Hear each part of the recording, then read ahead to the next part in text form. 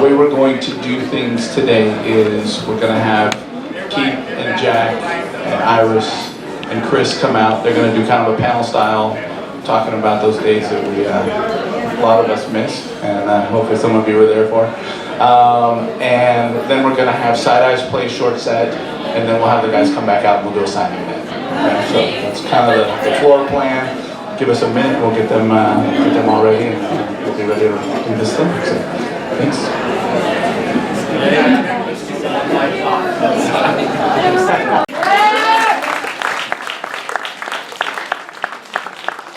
Right down the street we have Jack Grisham.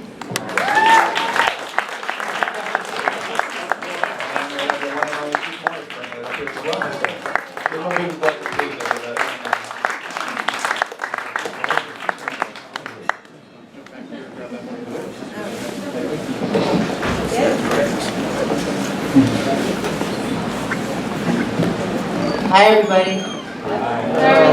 How's everybody doing? Thanks for coming. Jack and I had worked out what is that, like some kind of choreographed stage move? I wanted to sit on the end, and so so I can leave. If there's a fire, I'm out of here. Thanks, Jack. Yes. Hey, I'll help you. Once I get outside, I'll help you get out. Thank you. I guarantee I will step on any back in here to get out of a situation. What we're going to do is each one of us is going to read from our books, plural, and once we get through, we'll maybe tell some other stories. People can raise their hand and we'll say, well, what do you want? What's going on? So we'll also answer questions. So start preparing your questions. All right. Thank you, Ron. Iris, how many books have you published? Well, I've put Punk Hostage Press, my little indie press, has published about 30 books. And myself, I have 3 books published, 2 on another publishing company, and the 3rd one on my own. Thank you. Jack is also on the press. I was just saying, if somebody in the back, there's room like over here on the side if you don't want to stand way in the back. I don't know if that's okay, but it's if you want. It's kind of like when you go to the concert and you stand on the side of the stage and you get to hear the monitors rather than the front fill. Yeah, but remember, if you do stand on the side, Jack will run over your back to get out of the store. I'm a hero once I'm outside. No smoking.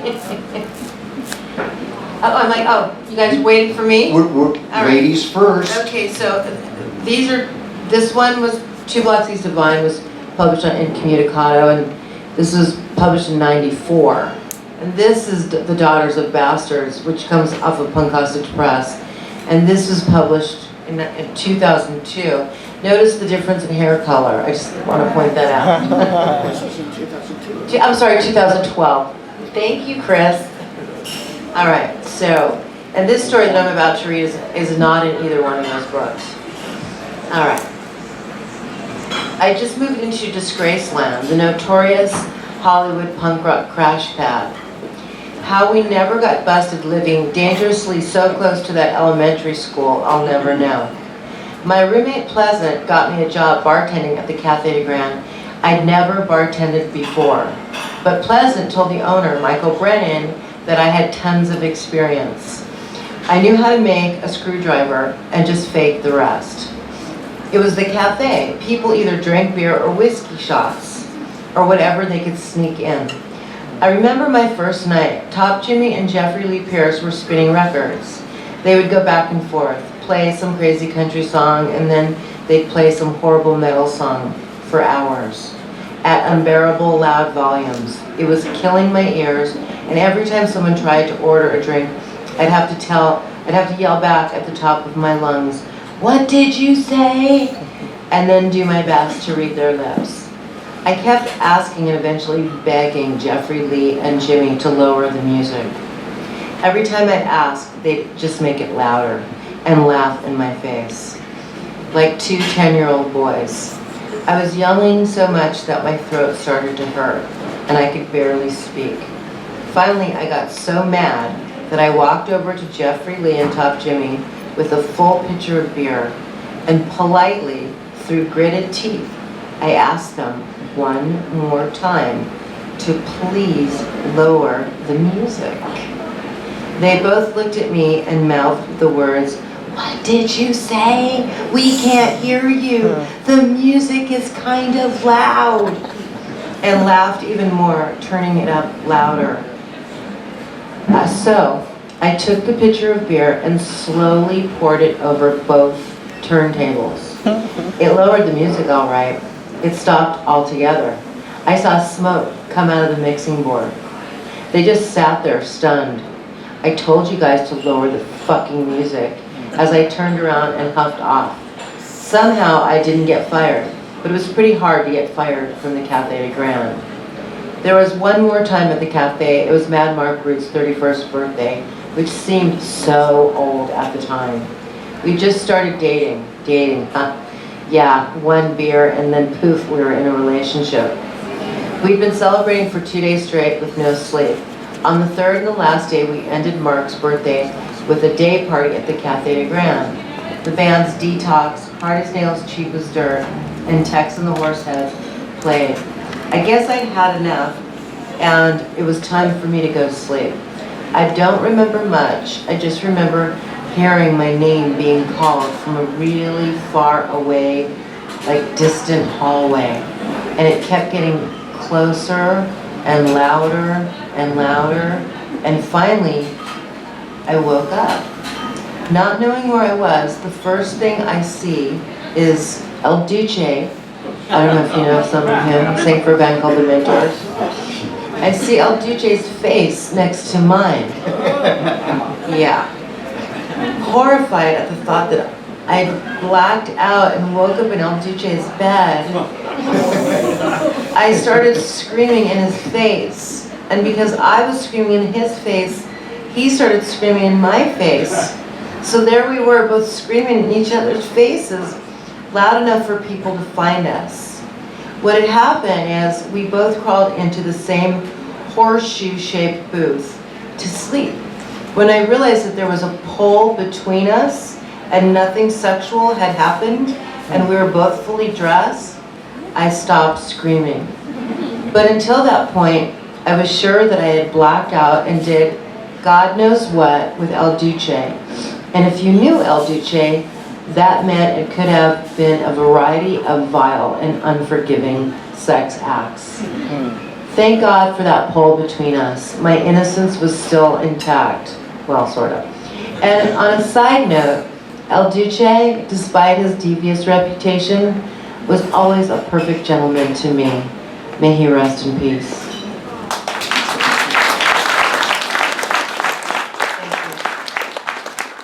That's not how he told me it went down. Damn it, Jack. I'm just saying. Come on. I heard a different side of that. Yeah, well, he's dead, and it's your word against mine. Notarized.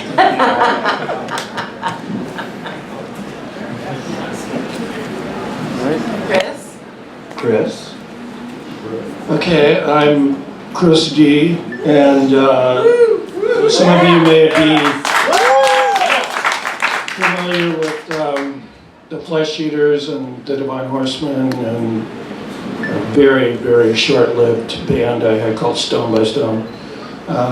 But I've had a few books come out since 2009. This was the first one, which is a huge anthology of a bunch of my writing. It's got all my so-called poetry from the time in the early 70s when I was not even 21 years old yet, and up through poetry I wrote right before the book came out in 2009. There's all the lyrics from all the albums I've ever been on, and I've always wrote the lyrics to the songs. And then there's a bunch of dream journal stories in here, and anyway, this is on sale here. This is the one where I've got the most copies Hey, Chris, I have a request. Yes. Could you read the lyrics to Twisted Road? I'm illegal, yeah. Okay. All right. Yeah. Let me plug a few of my other books.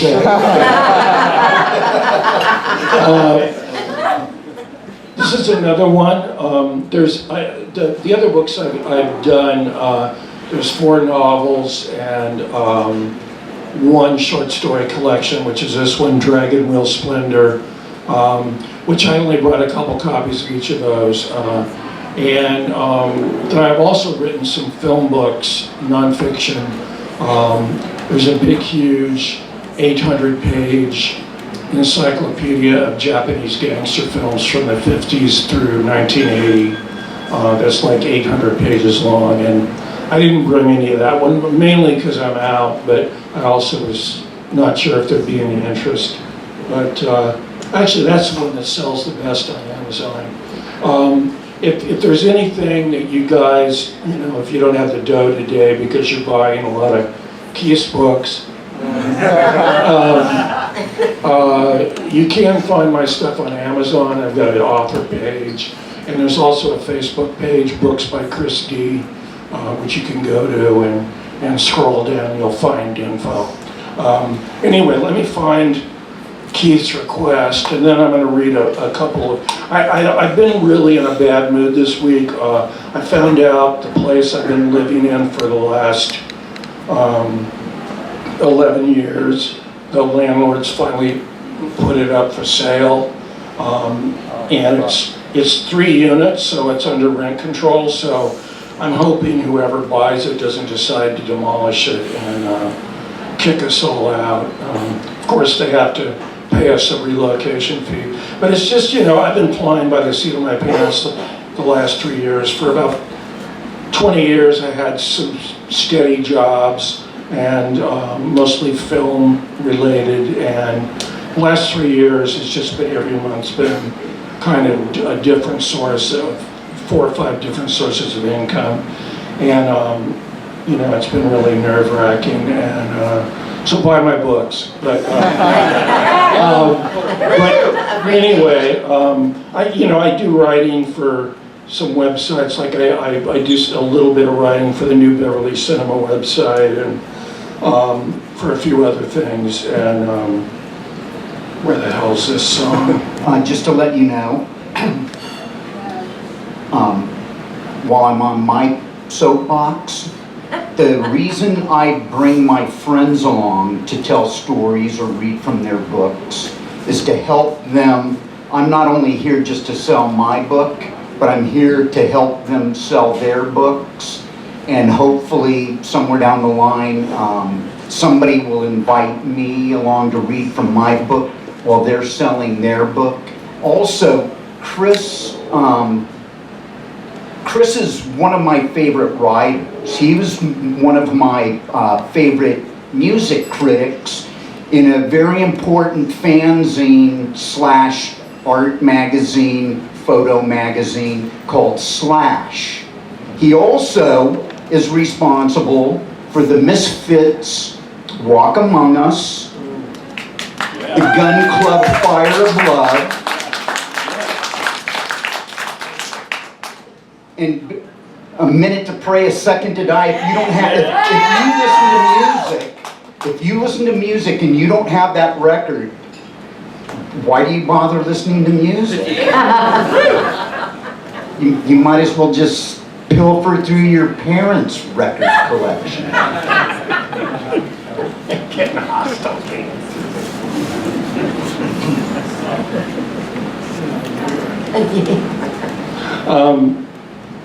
Okay, this is a song that was on the Flesh Eaters' first single in 1978, which was like a 7-inch EP. This is a song that Keith requested. It's from it was written in 77. It wasn't recorded till early 78, but anyway, it's called Twisted Road. Decline and fall of personal life. Now there's this thing called public heat. Now there's this thing called millennium. I want the city's famous in a heap around my feet. I want the product, truth, only a chicken on the rails. Twisted arm of illegal youth. Twisted arm of illegal youth. Twisted arm of illegal youth. Twisted arm of illegal youth. Go man go, like a racetrack. Boom, boom, boom, down a twisted road. Boom, boom, boom, down a twisted road. Now things are starting up in your neighborhood. Life's busy dirtying up your blood. What have you got that I got to lose? 3 minutes inside some photo booth? Now there's this thing called oblivion. Now there's this thing called oblivion. Twisted arm of illegal youth. Twisted arm of illegal youth. Twisted arm of illegal youth. Twisted arm of illegal youth. So that was kind of the,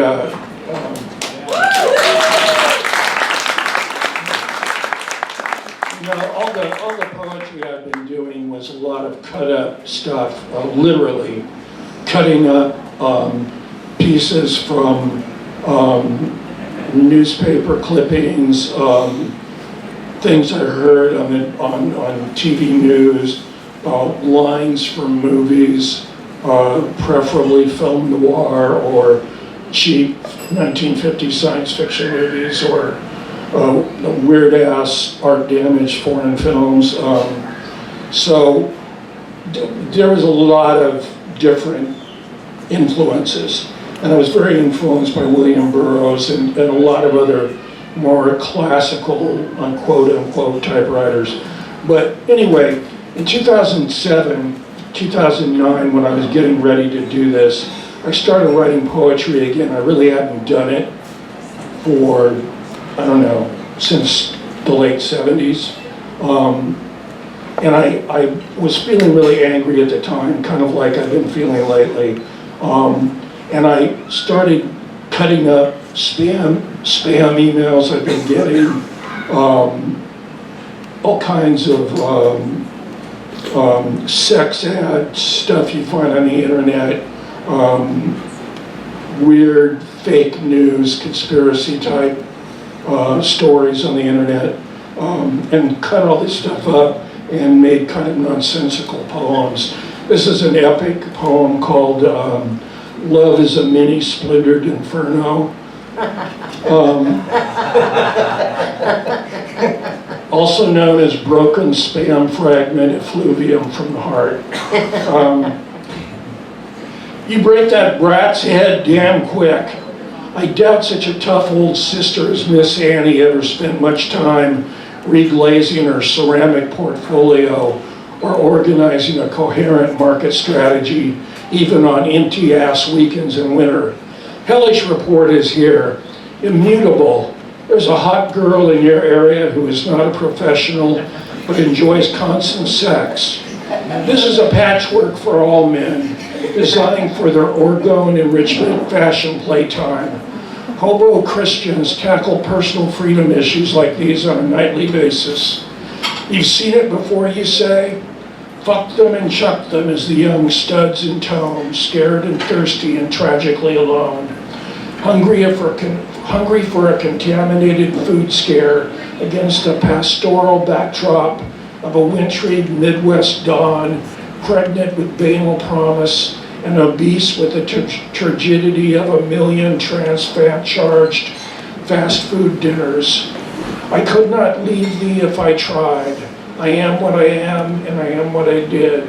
I am a man who is, in fact, the mere slave, as I've said, of the government. Alert for you, Hellish Report is here. East-west came crashing from on high as the boy blew down from the bank with a jump. And he rose up in her room, and she thought she heard the voices of her cousins. You know, these girls are paid to leave when their work is done.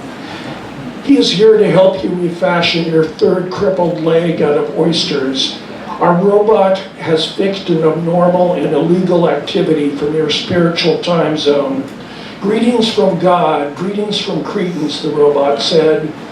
I am Miss Clara from the Netherlands, but I live in Spain as I am deaf and suffering from bubble-ass cancer, which slowly migrates upwards to the brain. This is a patchwork for men, so fuck them and chuck them, the whole voluptuous menagerie, captives in the castle. This one will explode, her and her princes, her and her self-servicing company who serviced the oil ministry in Amsterdam. They thought they should discover the Philosopher's Stone, but instead were victims of the flood. and poor old Mr. Daedalus, honking and heaving with peevish and pedantic sentiment, was a sole survivor. As for the ancient religious orders, which were chiefly founded to smooth out the rough edges and sand down to round the sharp corners, deep cuts were made in the epidermis of the tax code, and Roman Catholic effluvium emitted from the wound, even as the Southern Baptists revisited their conjugal fever dream that swept them up in an orgone orgy of self-deprecation. To do as you would be done by, that is the word. We wonder now at the intrepid sexual stimulation over stolen Rockwell paintings and the painful scrutiny of Spielbergian family anxiety. Hi, Mr. Homeowner. You have been approved for this patchwork of men, this slim blonde daughter discovering peak performance in her partner. You've seen it before, you say? God dances sky. Do you trip, poison, remember? Towards the still dab of white cum that oscillates silently against the bronze vacuum of space. Way, way out there, flowing from the picture of ongoing life. This gem is really immovable. It's no wonder that 600,000 physicians choose it as their patchwork of choice. An online community that's getting ready for love. Alert for you, hellish report is here. 3 firefighters died when the flames swept down the snowy winter road of your weepy-eyed yesteryear, incinerating winds from San Simeon and beyond the icebound sea and the howling woods. The winds were charged with 5 counts of murder, a mockery of spring. Hellish report for you. But despair not.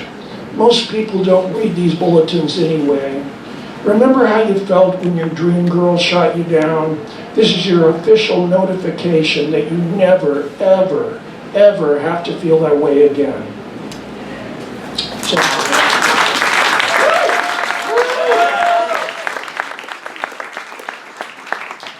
Okay, I have no idea if I'm going on too long, so I'm going to read just one more.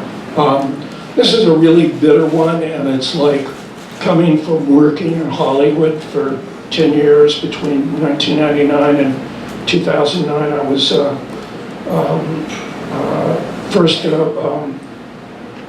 film traffic coordinator and then one of the programmers at the American Cinematheque at the Egyptian Theater on Hollywood Boulevard. So I worked there for like 10 years, and I was in that neighborhood, you know, the old neighborhood that, what's the bar? Bar Deluxe used to be, you know, right up the street on Las Palmas. And, you know, a couple blocks further down was Steve Wardner's bar, and there were a lot of other clubs around there that are since gone. Right around the corner from the Mask. Right around the, yeah. Underneath the Betty Page store now. Yeah. But this is like really was written when all the really swinging singles nightclubs started to proliferate around there. Bar Deluxe got bought out and changed into one of those swinging singles, you know, $20 an hour parking kind of clubs there where everybody's got you know, all the gals have got mini skirts that are hiked up, you know, halfway up their thighs, and the guys have got their pants down around their knees, stumbling around the boulevard, and everybody is drunk out of their fucking mind and puking in the gutter at 2 in the morning when the bars get out, and it just, you know, it's like, Sounds like a good time. yeah, it's like, yeah. Anyway, Sign me up. this particular poem, it's called 21st Century Hausfrau. Poisonous streams of vitriol course through my veins, ready to expunge at a moment's notice the twittering trailer park nightmare of myriad slobs trundling mindlessly down Hollywood Boulevard. Sheeps to be sheared, save me from the new nightlife. Mindless butt boys and gangster wannabes hitching up their low-slung baggy drawers to attract the fairer sex. Throngs of teen tarts, foxy and brainless, angling for affirmation from the selfish macho men of this endless imbibing neighborhood. Drunken sex pots tonight, doughy-faced lard asses tomorrow, curiously neutered by their own empty skull cavities, trotting out fresh pussy for the discerningly undiscerning gentleman, everyone without a pot to pee or puke in, so the besotted neighborhood smells like piss 24/7, adding to the delicately acrid effluvium of the blotto homeless. Tomorrow, the gazelle-like females, having had their booze-drenched years tick by like minutes, magically transform at midnight, pot-bellied housefrows with diabetes and errant missing husbands, saddled with more unwanted kids than they ever dreamed existed in their pointless Jerry Springer, Oprah, Dr. Phil watching lives. I was pissed off. Anyway, I want to thank you. I lived right across the street from that place Which one on is? Las Palmas. Oh, okay. Yeah. We had the punk rock guy with the mohawk When you lived and the above porno Swenson's? actress When who you lived on the roof. Is that when you lived above Swenson's? No, that was when I lived with Gary Hurstis. Oh yes, down the street. Yeah. And I lived around the corner with Limey Dave. Well, we were, Same time. what, 2 blocks from Disgrace Land? Yep. Yeah, the other side of the And boulevard. a block from the Mask. Yeah, under the Pussycat Theater. And that's what, that's when everybody considered it the most degenerate, which is a laugh, because it was like, We were so young and it innocent. was so innocent compared to what came later, but anyway. We've never done anything bad. No, I mean, there was a lot of really scurrilous shitting up in the gutter type activity. But we had integrity, goddammit. And we're going alphabetically, which means I get to go last. Oh. So now I would like to introduce Mr. Jack Grisham. And you be nice because this is, or was part of his turf. Yes. No graffiti, no littering, no smoking and then throwing your cigarette in the gutter.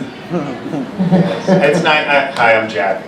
Hi, Jack. It's nice to be. This is Long Beach. So anyway, and I'm a fan. So I'm stoked to be here because I'm a fan. So I remember we played TSOL, played a backyard. I tell people this. We played a backyard party, Black Flag and TSOL on 21st and Lime, and in a backyard. It was big. It was free. It was a kegger. It was killer. But and I have stuff to read. I mean, I brought a copy. I brought a bunch of copies of this book I wrote, American Demon, and I got this other one, Untamed, that I wrote with Iris. But and I got something in my pocket that I wrote for John Doe, but I'm not going to read any of that because I saw Blair here, and so Blair lived across the street from me when I grew up. My mother still lives in the same house, and so I just figured I'd just tell you a couple fucked up stories because I'm like that fucked up uncle you got at Christmas. It's like I really should be put away somewhere. I don't belong here anymore.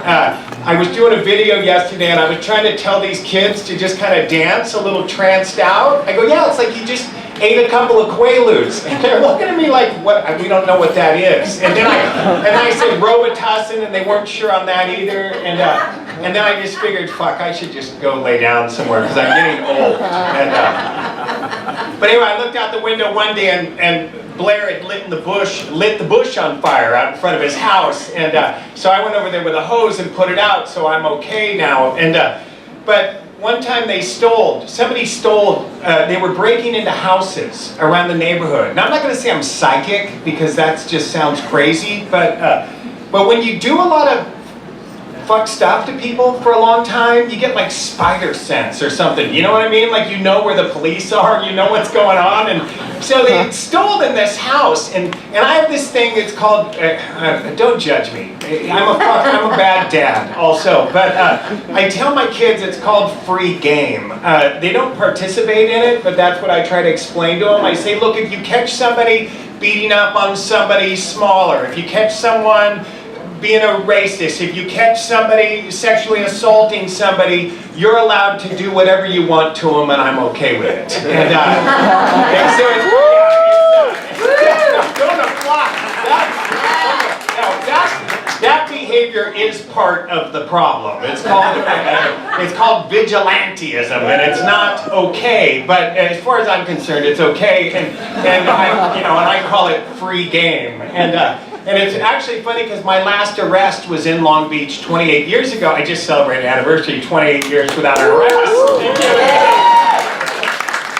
And I was doing some vigilantism, and when they caught me, and they got me handcuffed after a short scuffle, and I looked at the police. I go, no, man. I go, you don't understand, dude. I'm on your team. And the cop looks at me and he goes, we don't want you on our team. So hey, fuck them anyway. But all right, so there were houses getting broken into around the neighborhood, right? And Blair's house got broken into. So I go up to I'm not driving, I dropped my car off at the gas station. That's when gas stations used to fix cars. And I dropped it off and I went by the liquor store to play Pac-Man. And when I'm in the liquor store, I hear these guys talking, and for some reason I knew that they were the ones that were stealing stuff. It was like some, I don't want to say psychic, I'm not out of my mind, but maybe a little bit, but not completely. But so I'm thinking, okay, these are the guys, and I'm with a friend of mine, and I go call my sister, He goes, why? I go, get her to come up here, because she saw these guys. Because my sister had seen these guys kind of hanging around the neighborhood, right? So, anyway, my buddy runs to a payphone, because nobody's got cell phones, and he calls my sister, and so she drives up in my mother's car. Now, we only live a couple blocks from the liquor store, so these guys are starting to leave, so I figure, fuck, I gotta make a move. These guys are leaving, right? And so there's three of them, and it's me, and so I go, hey, hang on a minute, man. I go, what do you guys know about stolen VCRs and shit? And it's just random, right? Just some fucking guys on the street. The guy looks at me and goes, I don't know what you're talking about. I go, oh, fuck if you do, man. I go, you do. You're stealing shit. I'm like, what? Fucking looking at me. And then my sister pulls up and she goes, that's them. She yells, that's them, right? So one of them runs and then the other two turn to fight, but I got it's like a knife on my, I know, whatever. Anyway, a knife on my keychain, so I fight these two guys and then subdue them. Now this is 10 a.m. on a weekday at a shopping center, right? This is going on in front of the Bank America, right? Just this scuffle, and then I put them in the car at knife point and get my sister to drive me home. And so I have them in the car, and then I go home and I get a pistol, and then I get back in the car, and I have my other buddy with me too, so he's watching them while I get back in the car, and I drive them in the alley behind Ralph's so I can interrogate them. So I give my buddy the gun, and I say, hold it on him. Hold this on him. If he moves, shoot him. And I go, I'm going to take this one out and do what I got to do to him and interrogate him, and then I'll come back in and get this one if he doesn't talk. So I drug the one guy out of the car, and he started talking really fast, right? It's like, we did it. And so they did it. They really did do it. And so I said, okay, here's the deal, man. Look at me. I go, I found you once, I'll find you again. I will find you again. I go, I'm gonna let you go right now, and you're gonna put all the stolen shit in a bag, and you're gonna bring it back to the house that I got the pistol at, and you'll bring it back. And the guy goes, okay, we'll do it, man. I go, because I will find you again, right? So we leave him in the alley. I drive home, and when I pull up at my mother's house, I'm surrounded by the police, and they take me down for kidnapping. And it's at knife point, and I go, they're criminals, right? So it's a big thing in front of the house, and so the police let me go because they can't find the bot. It's like, where are these men that you've taken? Where are these people? And anyway, so so they let me go and blah, blah, blah. And then that night, a car pulls up out in front of the house. And it's this dude, I've never seen this dude before. And it's like, I'm kind of thinking he might shoot me or something, Anyway, he goes, are you Jack? And I go, yeah, and he goes, here. And he hands me a pillowcase full of stolen shit. And he goes, thanks for letting him go, man, part of the deal. And he drove off, right? And so I go over to Blair's house and I knock on the door and say, here's a bag of shit. Stolen. And his parents are like looking at me like, what the fuck? And anyway, we ended up going to have to do a lineup at the police station. And I didn't turn him in. I didn't, because I'm honorable. And so, you know, I told him, hey, bring the shit back, and I'm not going to say anything. And so they were in the lineup, and I didn't say anything. But I thought I'd share that, and that's a true story. There's Blair right there. It's fucked up, because I tell these stories, and people go, that can't be true. That's not a true story. And then you find somebody go, oh, it's fucking true. I was there. And so I don't know. I've been depressed lately, and I guess I just, maybe just, should I stop, Keith? Tell me when to stop. Jack, you can keep going. All right, I don't want to keep I'm going. not telling you what to do. No, you You're can't. bigger than me. I know. I know, it's fucked. Anyway, but I'll just read one little piece of something. And, you know, I don't know if you guys remember, do you remember when they were saying that lyrics influence people? Like they'd say, oh, this kid ago I killed myself, and they blamed it on Iron Maiden or something. Do you remember that, right? Yeah. And they'd go, and then everybody'd go, oh, lyrics don't influence anybody. And I'm thinking, no, what are you talking about? They totally influenced me. Like John Doe's got the book Under the Big Black Sun, if you guys got it, and Chris and I are both in that book. And I was surprised they even asked me to write for it, because because I'm a fucking dick, and they were bummed at me for a lot of time. And Jack, yes, you sir. got the OC perspective. That's right, and because they weren't happy with us. But it was their fault, man. I told John Doe, I go, it's your fucking fault, dude. Don't blame me for being an asshole, because you're the one writing those songs, and then I'm a kid believing it. And fuck you too, Keith, because you brought you know, you're part of the problem too, man. Jack, it's a two-way street. I'm about to have a nervous breakdown. It's like,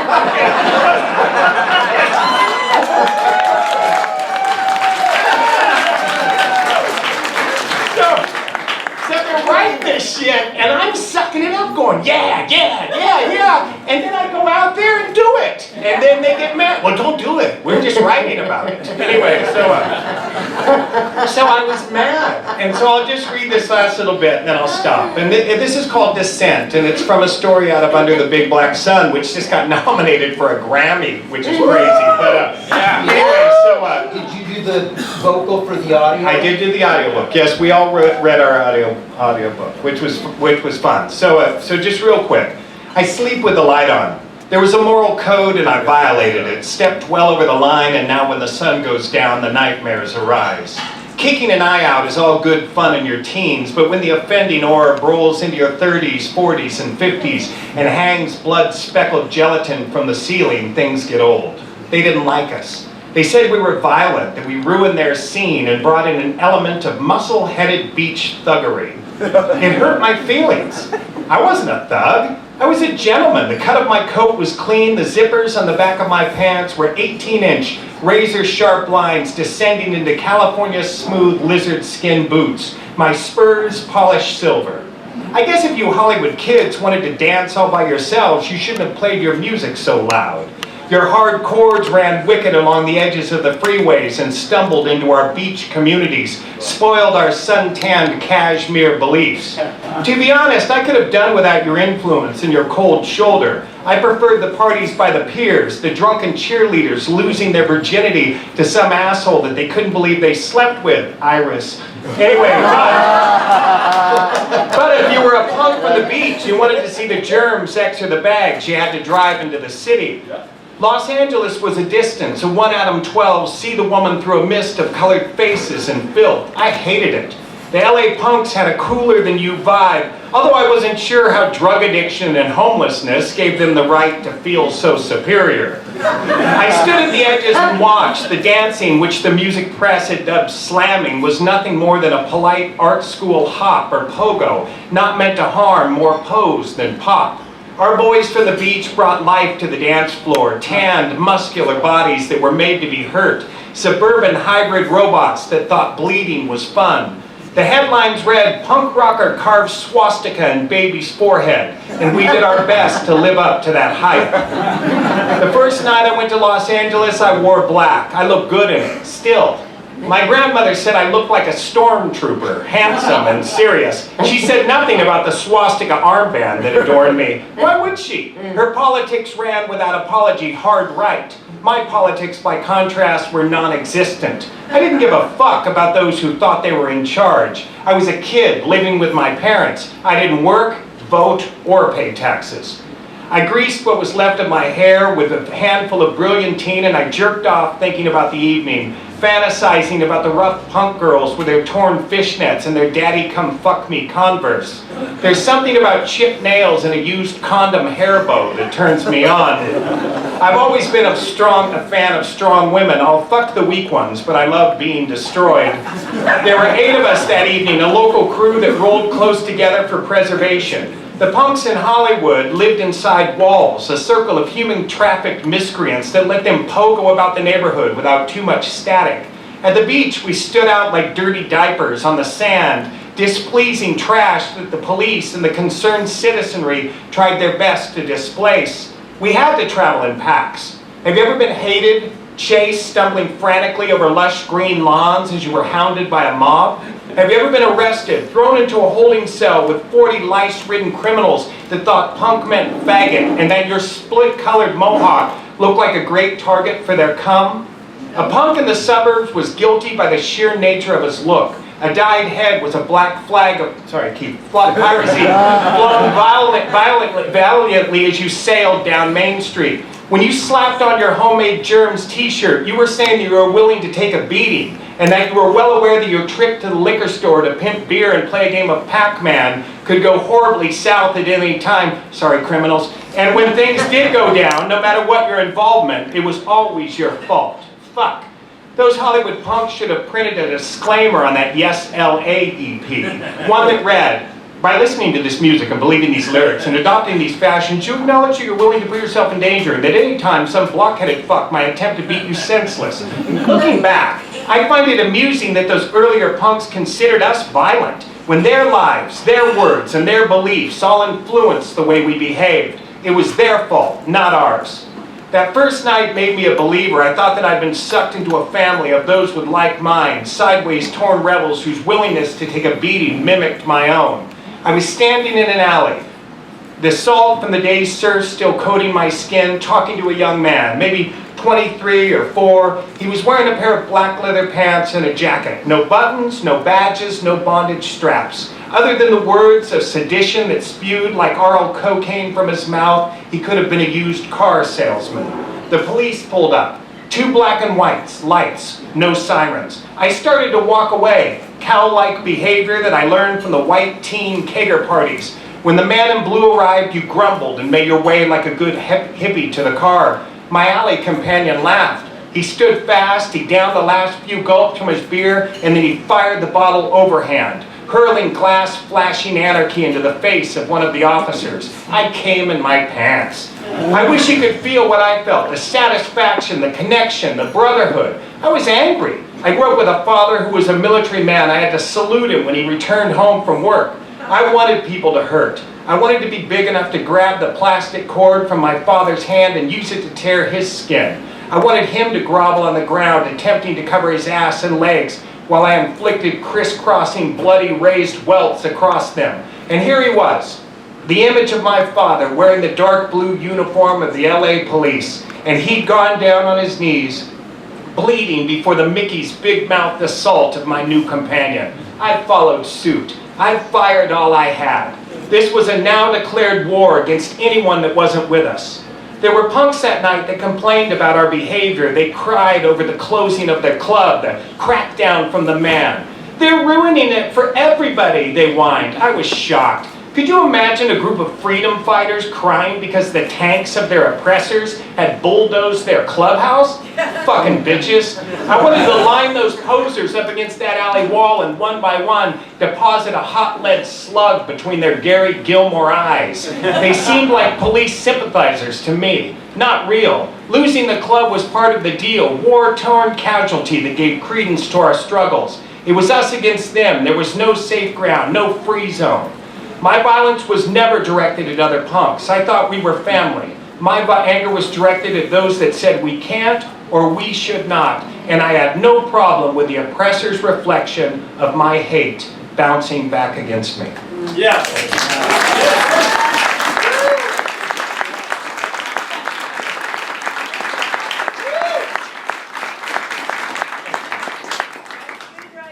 Jack, you don't thank me. I did I thank you. I did. I said No, thanks, I thank you for being here, Oh. because this is part of your turf. We need to also thank Rand for allowing us to be here.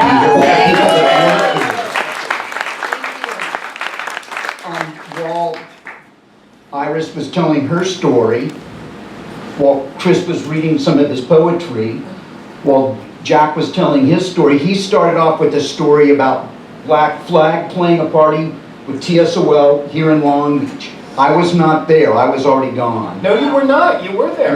No. Weren't you? No, the Circle Jerks played with you Oh, in Beach before you were TSOL. Right. Down in Huntington Beach. Yes. And it was a kegger, and it was raging, and all sorts of fun things happened. And when the police came up, we all ran like roaches. Yeah, I do remember that. And you're right, Keith, and I am sorry, that was Des. You don't apologize Yes. either. You don't thank me, and you don't I like apologize. it. Jack, no, I like your version of, I'm about to have a nervous breakdown.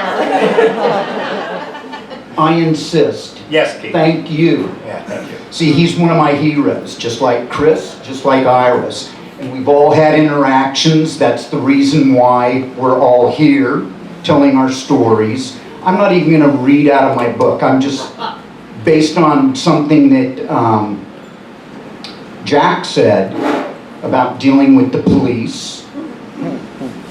I will tell a story just off the top of my head from the book Awesome. where we are partying. And when I say we, that would be Robo, Greg Ginn, Chuck Dukowski, and myself. Maybe Raymond Pettibone was with us.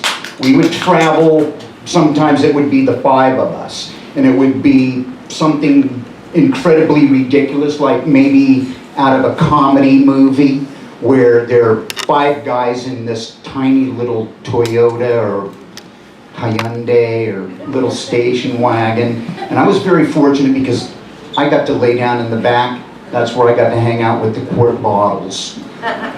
One of the things that would happen when we were going to head out to wherever we were going to go, whether it be Hollywood or whether it be in Orange County, whether it be out in San Bernardino, wherever we were going to go to check out what was happening, we would pull into the liquor store, and Raymond, if he was with us, would always zoom in onto the worst stuff in the beer cabinet, and it wasn't even beer. It would be like something that some soul brother in South Central would pour in his hair and then comb his hair, like some kind of coconut rum, like really hangover inducing. And when I say a hangover, this wasn't one that you would wake up in the morning and be over with and after breakfast.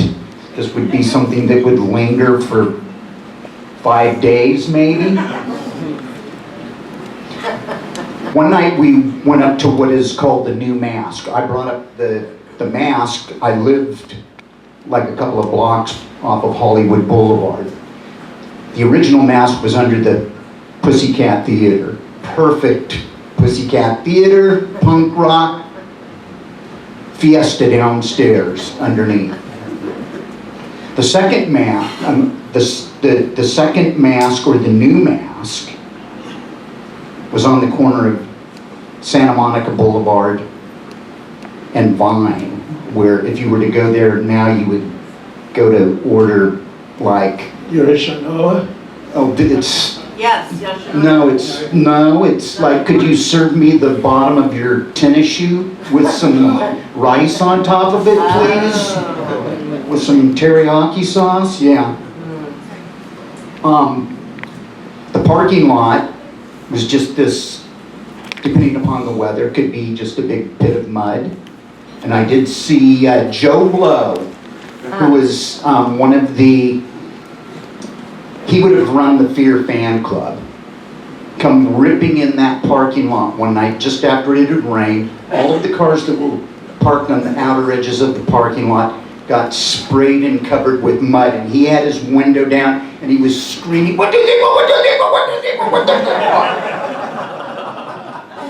want?" On not that night, but on another night when the dirt lot was dirt, I forget who we went to see, but the cop showed up with their batons. We didn't know at the time that it was just a training exercise. So they were all the new cops, all the new young guns that were just following orders, and it was chaos. And there were people getting clubbed and people getting pushed around, women getting pushed around and fucked with. And I, in the state that I was in, decided, you know what, fuck this shit. I'm gonna go out there, I'm gonna cause some damage. I'm out in this parking lot. There's one cop car parked in the middle of the parking lot. It's like, well, where are the rest of the cop cars? I'm looking around, I don't see any cop cars. So I ducked down, I had my Boy Scout knife with me, antique Boy Scout knife. I'm gonna fuck some shit up. You know, this is some of the ridiculous stuff that we would do when you're young and you're drunk and you're full of anger. You do a lot of stupid shit. And this was one of those nights where I got down in the shadows and slashed one of the tires on this black and white. There's nobody out in this parking lot. Everybody's on the inside. They're getting fucked around with by all of these cops that marched in.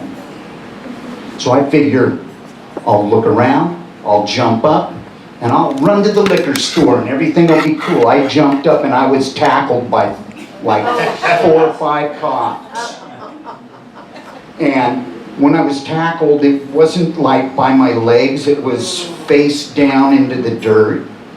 And at this time, I weighed about 115 pounds, so it's like a guy that weighs 175 pounds probably could have lifted me up and chucked me across the parking lot.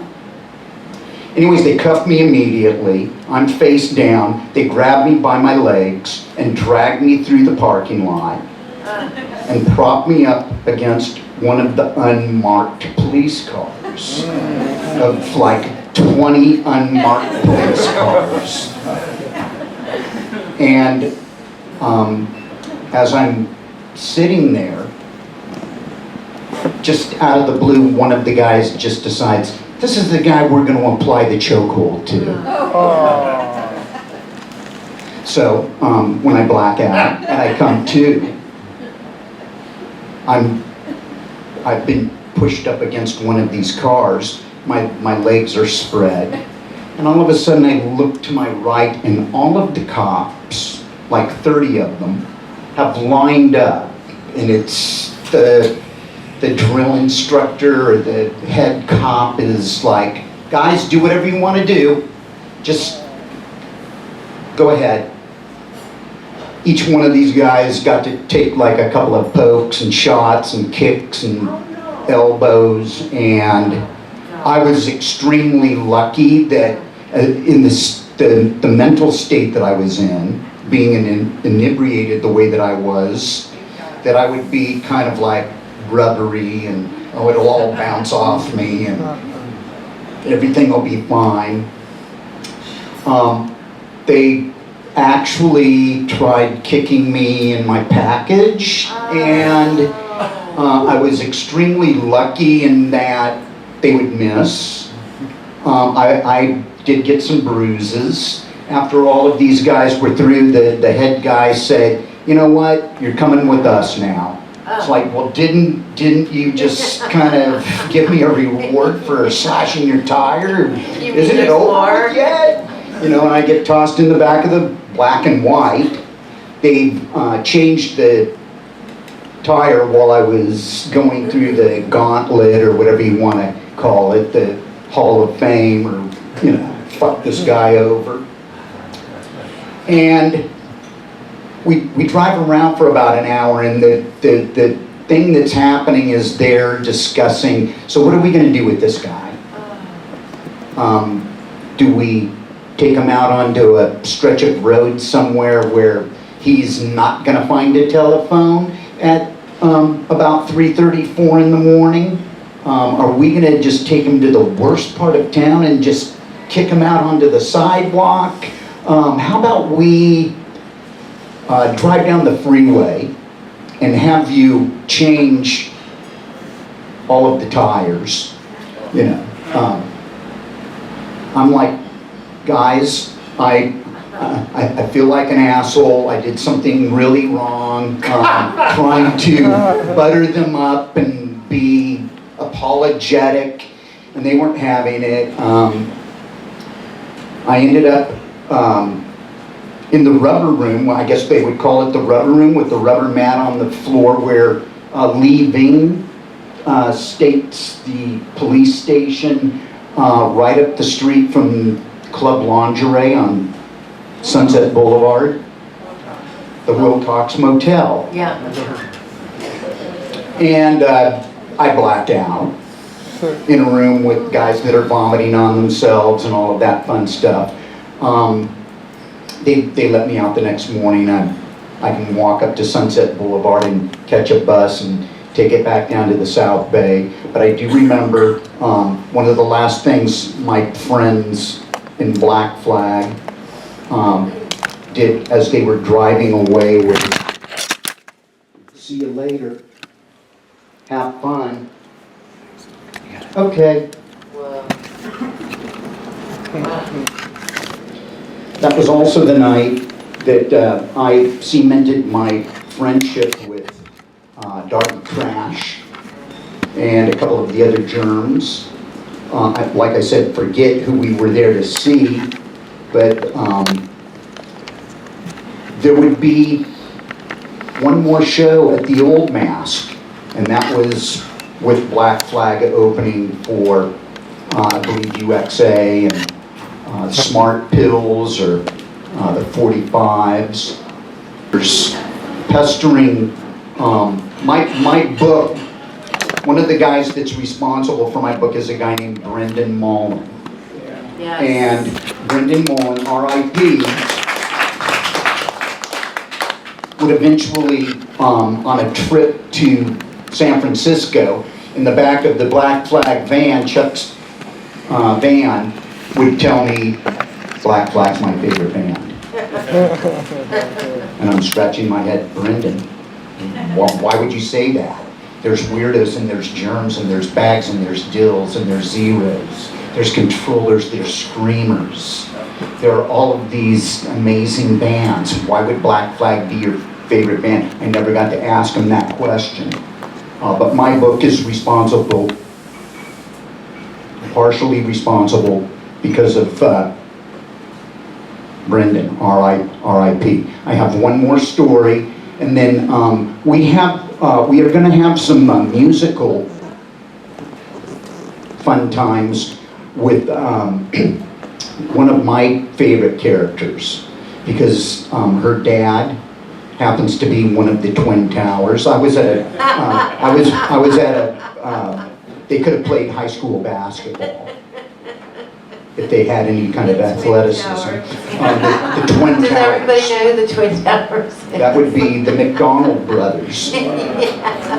I'm at Club, speaking of Club Lingerie, I'm at Club Lingerie watching the Flaming Lips. And the room's filled with smoke, and there's strobe lights, and the disco ball's going, and there's all these colored lights. And I'm like, wow, this is great. This is like being on drugs without being on drugs. And I look to my left, and it's Stephen McDonald.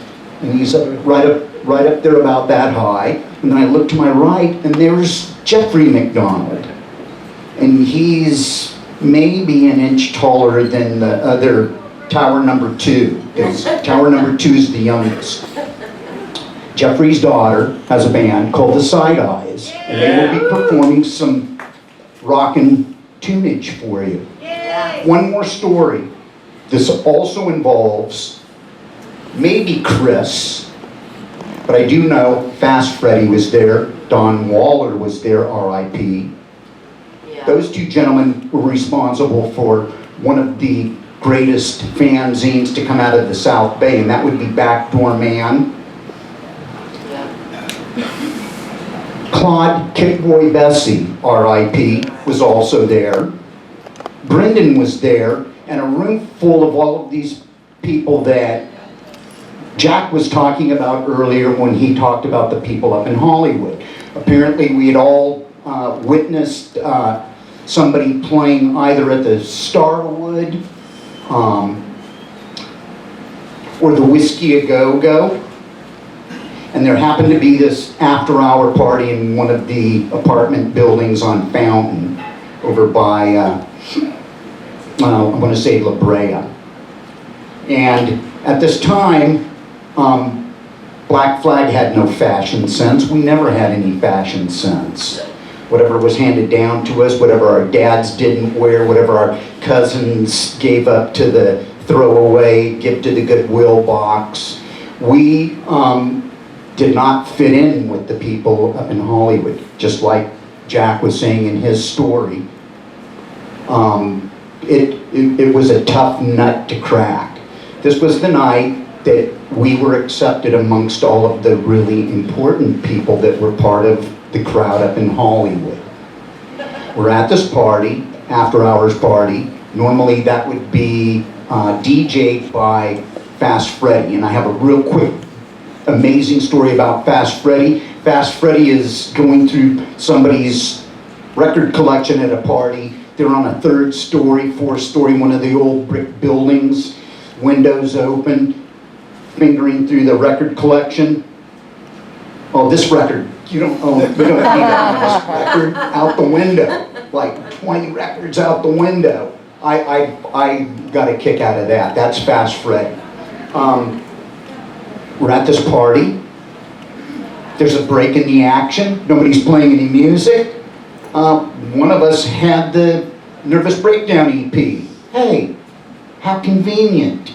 Okay, there's the turntable. We put it on. 4 songs get through.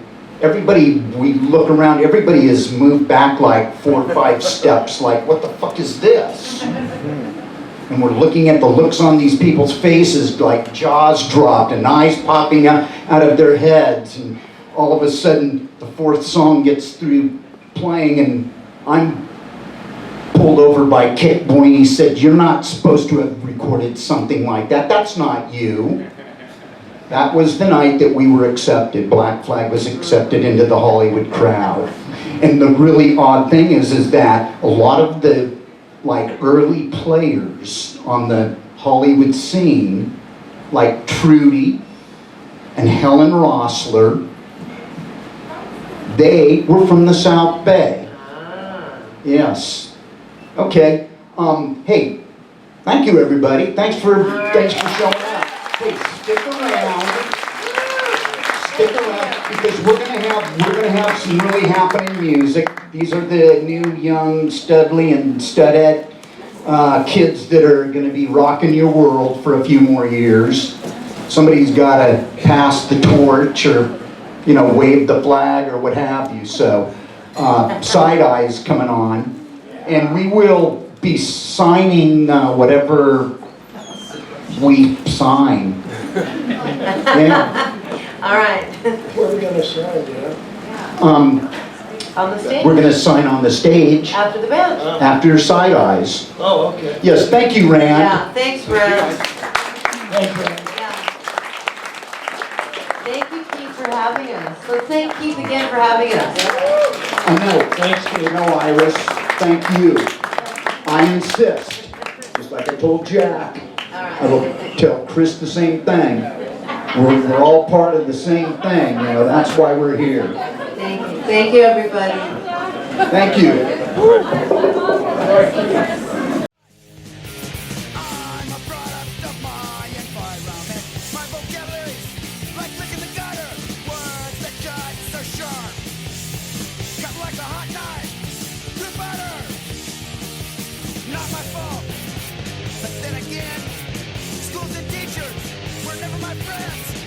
nothing's wrong.